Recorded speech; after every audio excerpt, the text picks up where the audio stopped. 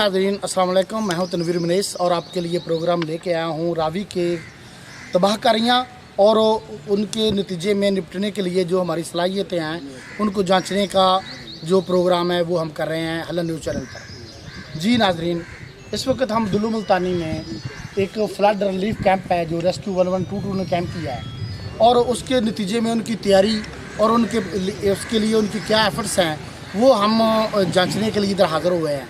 तो इस टीम के इंचार्ज हैं तनवीर साहब जो कि इस टीम को लीड कर रहे हैं और उनकी जो इधर उनकी सर्विसेज हैं उनके लिए हम उनसे जांचेंगे कौन सी सर्विस आप प्रोवाइड करेंगे और ख़तरात में आपके क्या क्या आपके इक़दाम होंगे। जी तनवीर साहब।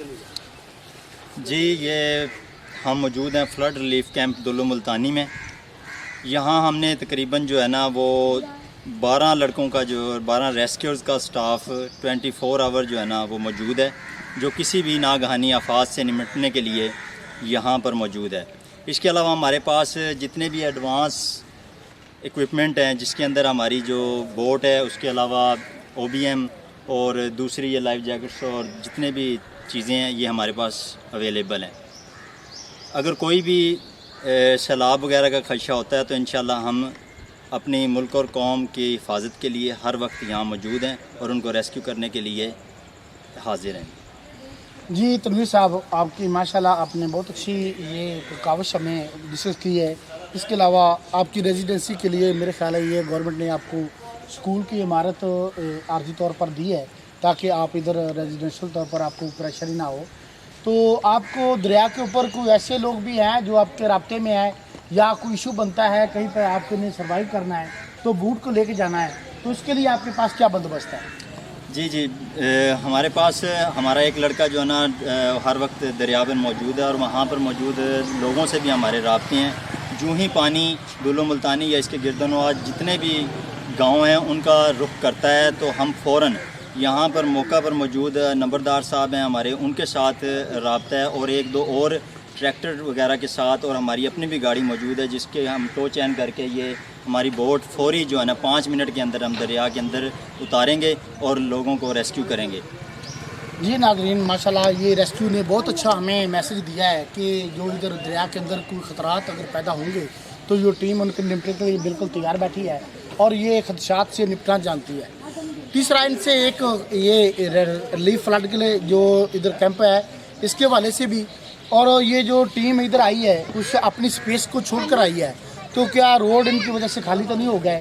जो हादसात की जगह थी क्या इनके कमी तो नहीं उधर होगी, नफरी कम तो नहीं होगी?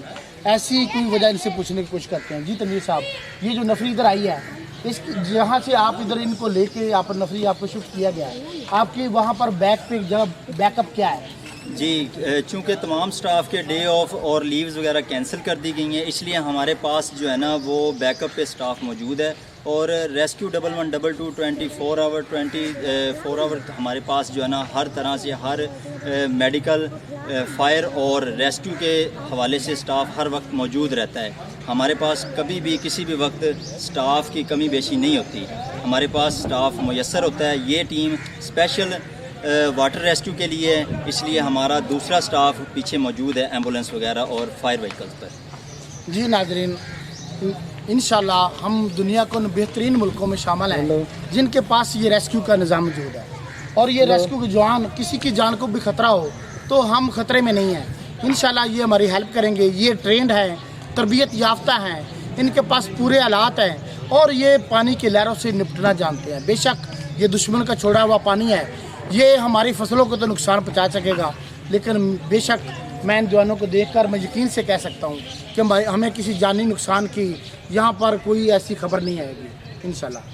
यूनिट इधर उन्होंने मेडिसिन रखी हुई है क्योंकि पानी के बहाव में बहुत सारी बीमारियाँ और उनके लिए परेशानियाँ आती जानवरों को, तो इधर ये जानवरों को रिलीफ देने के लिए एक वेटरनरी डॉक्टरों का यूनिट बैठा हुआ है जो उनके इलाज मर्जी के लिए बिल्कुल तैयार बैठा है। इसके साथ ही पैरामेडिकल स्टाफ ने भी एक अपना यूनिट इधर लगाया हुआ है जिनके अंदर उनकी ये मुख्तलिफ एक छोटा सा मिनी यूनिट है मेडिकल यूनिट जिनके ऊपर मेडिसिन उनके पास मौजूद है और प्लस उनके ये उनकी ब्लड प्रेशर प्लस दूसरी सेहत को जांचने के लिए तमाम चीज़ें मौजूद है।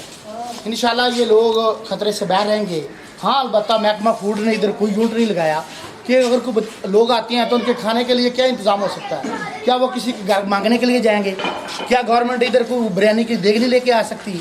उनके लिए खाने का कोई इधर इंतज़ाम नहीं है। जो उधर उनके बच्चे अभी देख के आए हैं, उधर थोड़े से बच्चे रेस्क्यू भी किए हैं और उनको बाहर आए हैं तो उनके पास खाने के लिए कुछ नहीं था। क्या किसी के दरवाजे पे जाएंगे? गवर्नमेंट को चाहिए कि इधर उनके खाने पीने के लिए भी कुछ छोटा सा यूनिट का इंतज़ाम करें ताकि लोग आएँ और परेशानी का कोई उनके लिए कोई सबब न बने। थैंक्स।